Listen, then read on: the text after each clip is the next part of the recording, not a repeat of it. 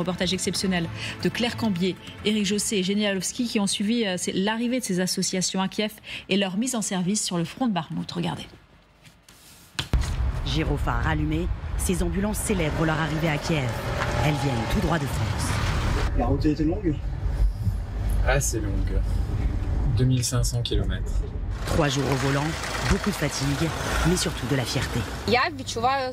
Je suis vraiment très heureuse. À vrai dire, tu sens que tu approches de la victoire avec chaque petite action que tu fais. Les véhicules ont été financés par des dons et par la vente en France de miel ukrainien. Et ils ne sont pas venus à vide. C'est que du consommable médical, c'est perfusion, compresse, gare au tourniquet. Pour une brigade ukrainienne à 6000 soldats, en 3 mois, il n'y a plus rien. Quelques jours plus tard, nous retrouvons l'une de ces ambulances dans le Donbass. Elle entre en service aujourd'hui et c'est Moïse qui la conduira. L'attente n'est pas longue, un appel radio est arrivé.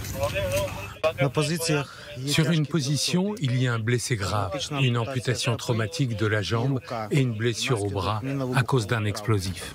Le soldat est évacué du front vers un centre de stabilisation. L'ambulance doit l'y rejoindre. Brancard, est-ce qu'on sent le coup? Il n'y en a pas. Moïse a la charge de le conduire dans un hôpital des environs. Mais il y a urgence, c'est ici qu'il recevra les premiers soins. Le soldat est mal en point, l'équipe médicale doit faire vite, chaque minute compte. Combien de temps le garrot? 40 minutes. Ok, Commencez le massage, allez. allume l'appareil. Moïse est venu en renfort. Un combat acharné s'engage pour sauver cet homme.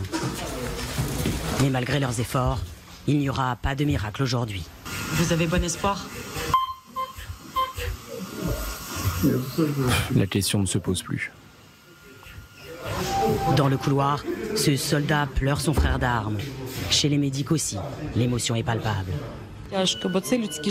C'est difficile parce que ce sont des vies humaines. On ne peut pas s'y habituer. Tu subis ça avec eux. D'autres hommes ont eu plus de chance. Celui-ci repart en civière, mais en vie. Il faut rapidement libérer les salles.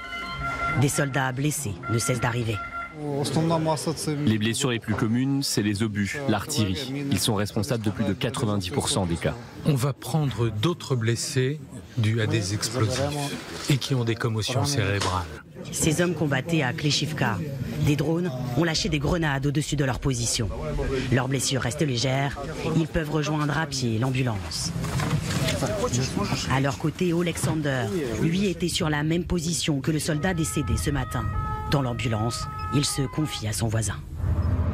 On lui a mis 4 garrots de tous les côtés. Et il a perdu connaissance. La violence sur le front, il la connaît lui aussi. C'est un cauchemar. C'est l'horreur. Ici, on est soulagé, mais là-bas, ceux qui volent au-dessus, on n'en sait rien du tout. Des histoires terribles du front. Cette ambulance en entendra malheureusement bien d'autres. Sa deuxième vie ne fait ici que commencer.